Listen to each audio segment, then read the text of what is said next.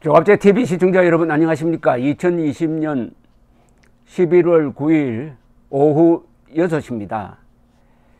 조 바이든 씨가 미국 대통령으로 당선된 데 대하여 가장 예민하게 지금 생각을 하고 있는 사람들은 세계의 독재자 그룹이라고 생각하는데, 그 중에서도 단연 시진핑 중국 국가 주석일 것입니다. 시진핑, 바이든 두 사람은 인간적으로는 친하다고 할까요? 어쨌든 몇 번 만났던 경험이 있고 서로 친구라고 하는 사이입니다. 즉 오바마 대통령 밑에서 부통령으로 있을 때 시진핑을 상대했고, 시진핑이 부주석일 때부터, 후계자로 결정되어 있을 때부터, 그래서 인간적 친밀감은 있으나 정책 면으로 들어가면은 트럼프 당선보다는 바이든 당선이 중국으로서는 골치가 아프다, 이런 결론이 전문가들 사이에서 거의 압도적 의견으로 집약이 되고 있습니다. 어제 CNN 인터뷰에서 전 호주 수상 케빈 러트라는 분이 있습니다. 이분이 중국 전문가입니다. 이분이 흥미로운 분석을 했습니다. 아마 중국의 공안기관, 정보기관, 군부에서는 트럼프 당선을 원했을 것이다. 왜냐하면 트럼프를 다루기가 쉽다. 트럼프는 우선 미국 국내가 분열되어 있으므로 제대로 된 외교 정책을 세울 수가 없다. 그리고 나토 등 동맹을 소홀히 한다. 근데 바이든은 정반대다. 바이든이 미국 국내 여론을 통합을 하고 다시 옛날의 전통적인 외교 정책으로 돌아가서 나토를 강화하고 한미일 동맹을 강화하고 태평양에서 이 대중 포위 전략을 제대로 구사하면은 중국이 불리해질 것이다 라는 취지의 이야기를 했습니다. 오늘 점심 때 이명박 정부에서 안보를 담당했던 분과 이야기를 나눠보니까 이분도 똑같은 생각이었습니다.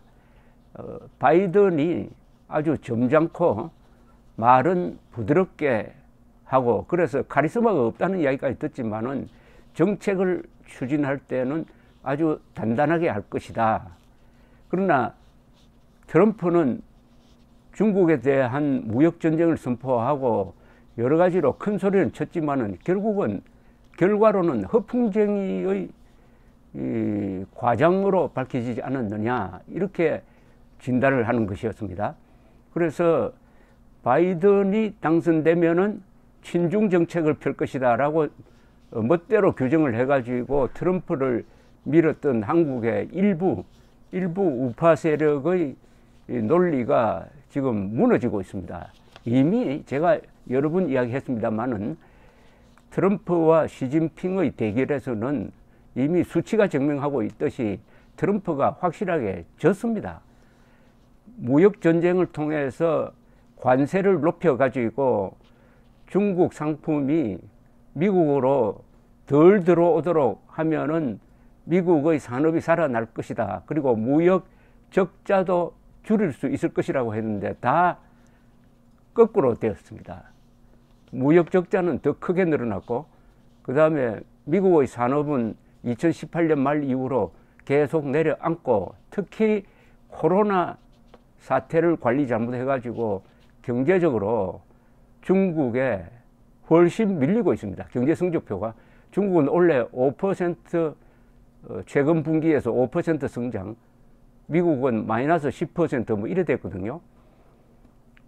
그런데 이 코로나 사태 하나만 봐도 시진핑의 어떻게 보면은 트럼프가 당한 꼴입니다. 우선 코로나가 중국의 우한, 한자로는 무한 지역에서 발생을 했는데, 이게 중국에서는 조기에 봉쇄 정책을 펴가지고 일찍 통제를 하는데 성공해가지고 지금은 중국은 거의 뭐 청정지역 비슷하게 돼가지고 중국 국내의 산업뿐만 아니라 관광이라든지 여행이라든지 이런 게 거의 자유롭게 되었는데, 이게 미국으로 들어가서 미국에서 확대되는 바람에 24만 명이 죽고, 요사이는 하루에 확진자가 10만 명씩 생기고 사망자가 1000명씩 생기는 이런 참담한 결과를 빚었는데, 트럼프는 말로는 이게 중국이 책임져야 한다면서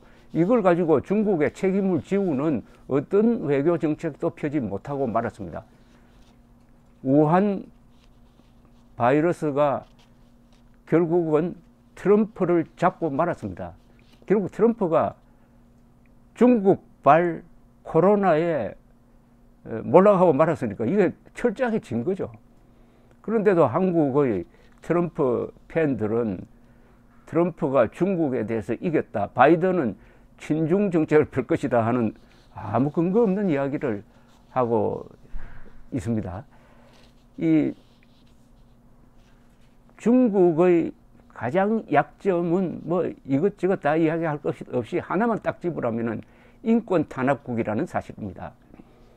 지금 세계에서 가장 대규모 인권 탄압은 중국에서 이루어지고 있습니다. 홍콩도 이거 인권 탄압으로 봐야 되거든요. 홍콩을 일국 양제라 그래가지고 홍콩의 법치와 자유민주주의를 보장하겠다고 해놓고 작년부터, 재작년이네요 벌써, 재작년부터 압박을 하기 시작해가지고 이제는 완전히 홍콩을 사회주의 체제로 끌고 가고 있는데, 트럼프는 여기에 대해서 별로 제대로 된 대응을 하지 못했습니다. 볼턴 회고록에 따르면은 홍콩의 자유 문제에 대해서 별 관심이 없다는 거 아닙니까? 그리고 특히 신강 위구르 지역, 신강 지역이라고 그러죠. 요새는 신장이라고 하는데, 신장 위구르 지역, 위구르족 무슬림입니다.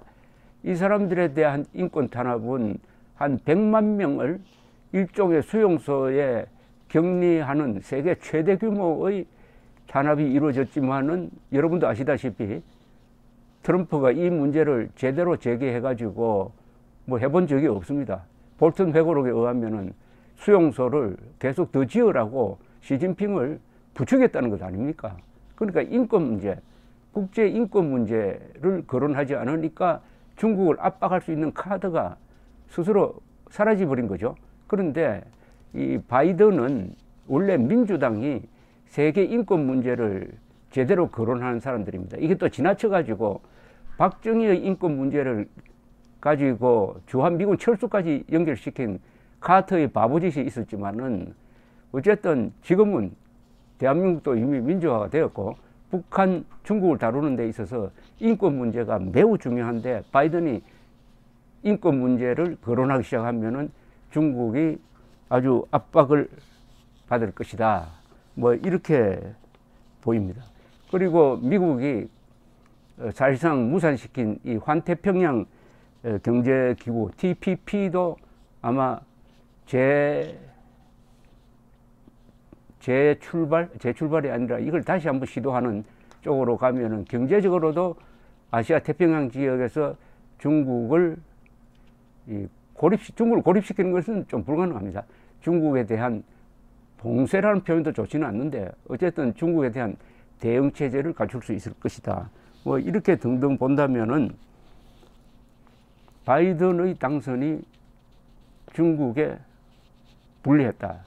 그러니까 지금 바이든 당선에 대한 태도를 지금 밝히지 않고 있는 곳이 시진핑, 푸틴, 김정은, 저 사우디아라비아의 왕세자, 실력자죠. 그 다음에 에르도안, 터키의 독재자입니다.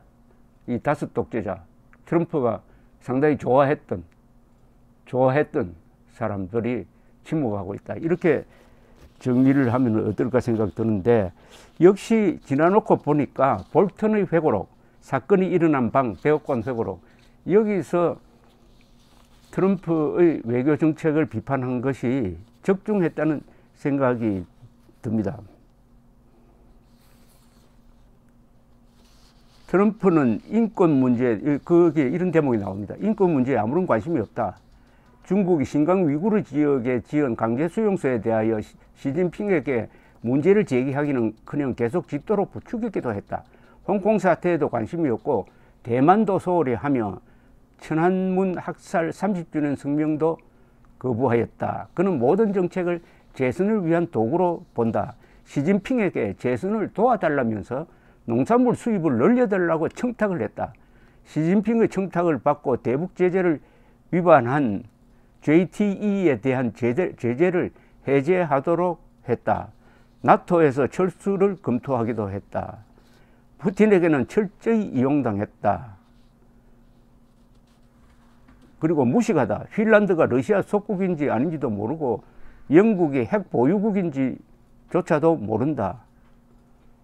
아프가니스탄 대통령의 전현직 이름을 착각했다. 뭐 이런 내용까지 있습니다. 이제 중국과 미국 간의 관계가 새롭게 정립되면은 한국의 처지가 아주 어렵게 될 것입니다. 한국이 어디에 줄을 설 것이냐 하는 건데 사실은 고민할 필요가 없죠. 한국은 한미동맹을 맺으면서 이미 줄을 섰습니다. 미국 쪽으로 줄을 섰습니다. 그리고 1992년 한중수교를 통해서 중국과도 경제협력 관계를 맺었습니다. 경제적으로는 중국과 계속 협력할 수밖에 없고, 그러나 안보 이념 문제에 대해서는 미국과 같이 갈 수밖에 없고, 더구나 한미일 동맹은 군사 동맹이지만 그보다 더 중요한 것이 가치 동맹입니다. 자유민주주의, 시장경제, 법치, 국제규범 지키기, 이게 가치 동맹입니다. 한미동맹에서 이탈한다는 것은 독재로 간다는 뜻입니다. 독재로 간. 그래서 한국은 어차피 지정학적 위치에서 중국과 일본과 미국과 그 세 나라 중에 어느 하나와도 적대적 관계를 유지할 필요는 없습니다. 그렇게 하려면은 한미동맹을 우선 철저하게 세우는 데서부터 출발해야죠. 시진핑이 문재인을 홀대했다고 하면은 그 이유는 문재인이 한미동맹에서 이탈하려고 하니까 문재인을 가볍게 다뤄도 되겠다, 이런 뜻 아니겠습니까? 이승만 대통령은 국력이 지금과는 비교도 안 됐지만 이승만 대통령은 중국 모택동을 아주 위협했던 사람입니다. 이승만 대통령은 한미동맹을 업고 있었어요. 그런데 그 한미동맹을 이승만이 끌고 갈 수 있는 사람이다. 절대 아이젠하워의 부하가 아니다. 이승만은 독자적으로 노는 사람이다 하니까 이승만은 어디로 뛸지 모르는 사람이다 해가지고 당시에 모택동이나 소련이 이승만을 매우 두려워했습니다. 그때보다 국력이 한 수백 배 늘어난 대한민국의 대통령 문재인이 시진핑에게 홀대를 받고 있다면은 그것은 한미동맹에서 멀어지고 외톨이가 되고 있다는 것을 증명하는 것 아니겠습니까? 바이든이 다행히 한미동맹주의자니까 한시름 들었지만은 어쨌든 미국과 중국의 새로운 관계 속에서 한국이 제대로 진로를 정하려면은 국내 여론이 들고 일어나야 합니다. 대중 굴력 외교에 대한 규탄이 이루어져야 문재인 정권이 정신 차릴 것입니다. 바이든 등장은 세계의 독재자들에게 상당한 나쁜 뉴스지만은 그 독재자들로부터 위협받고 있는 사람들에게는 낭보라고 할 수가 있습니다. 중국이 트럼프보다 바이든을 더 두려워한다, 이렇게 결론 내릴 수가 있겠습니다. 감사합니다.